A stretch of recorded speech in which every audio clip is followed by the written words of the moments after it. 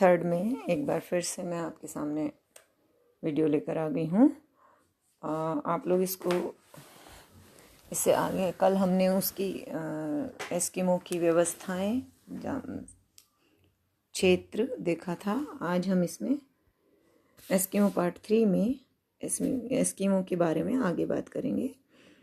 तो एस्किमो के बारे में एक अन्य धारणा के अनुसार लगभग 2000 वर्ष पूर्व जो एस्किमो के पूर्वज थे वो कनाडा की सुपीरियर झील के उत्तरी वनों के निवासी थे। यहाँ से वे उत्तर की ओर बढ़े और उनकी दो मुख्य शाखाएं अलग अलग फैल गई। इसमें एक शाखा जो थी वो उत्तर पूर्व की ओर छितरे हुए द्वीपों की ओर से होते हुए ग्रीनलैंड पहुंच गई और दूसरी सुदूर पश्चिम में अलास्का में जा पहुंची। तो विश्व में अभी एस्किमो दो ही जगह हैं, एक ग्रीनलैंड और एक अलास्का। अब इन्हीं में से कुछ शायद बेरिंग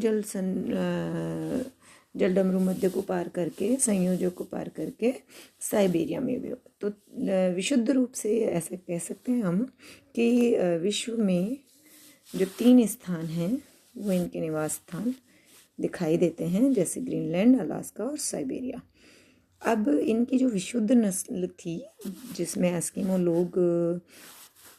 लोगों की पहचान थी, उसमें जैसे उनका रंग भूरा था, पीलापन लिए हुए, चेहरा गोल और चौड़ा, शरीर का डील डॉल कुछ बेढंगा सा, आंखें काली छोटी और नाक चपटी, गाल गोल और मांसल, मुंह चौड़ा, जबड़े भारी और विस्तीर्ण एवं दांत सफ़ेद और मजबूत होते हैं।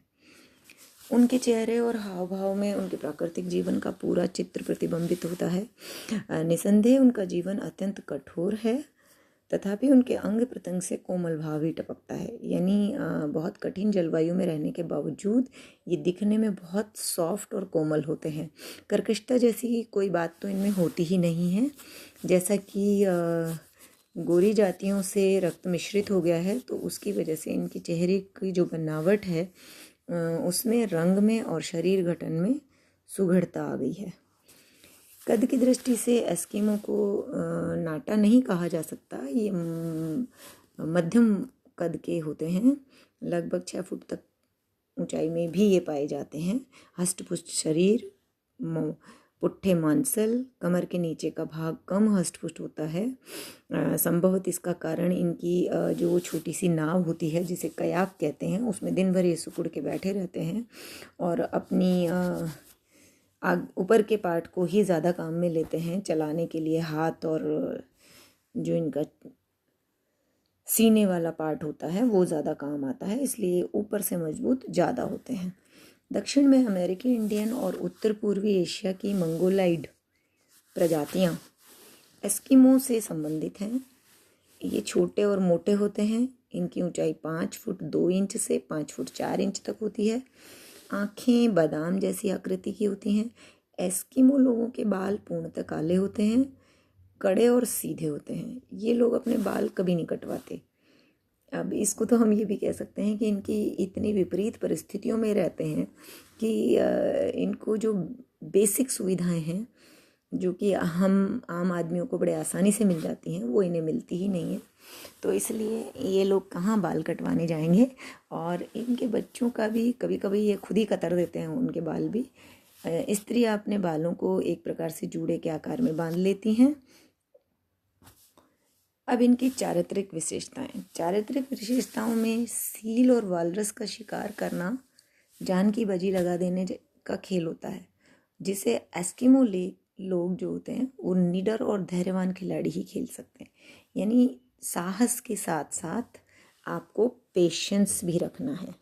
साहस के साथ साथ आपको सोच समझ के डिसीजन लेना है।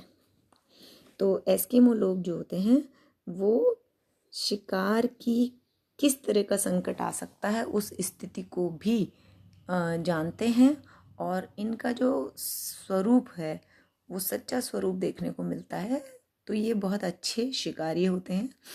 सामान्यतः गोरे यूरोपीय लोग जो होते हैं वो इनको सामाजिक व्यवहार में इन लोगों द्वारा असीम सहिष्णुता और विनम्रता से काम लिए जाने के कारण इनको मतलब कायर होने का आरोप लगाया जाता है। मतलब ये किसी भी बात का जवाब तलवार से नहीं देते, विनम्र भाव से देते हैं। तो यूरोपीय लोग ये कहते हैं कि ये लोग कायर हैं, लेकिन ये सही नहीं है। एस्किमो जो लोग हैं उनके जातीय शब्दकोश में वीरता का अर्थ रोष के आवेश में अपना मानसिक संतुलन खो बैठना नहीं होता, वरन विकट से विकट संकट का सामना करने पर भी अपनी स्थिरता, गंभीरता एवं विवेक बुद्धि को अडिग बनाए रखना ही है।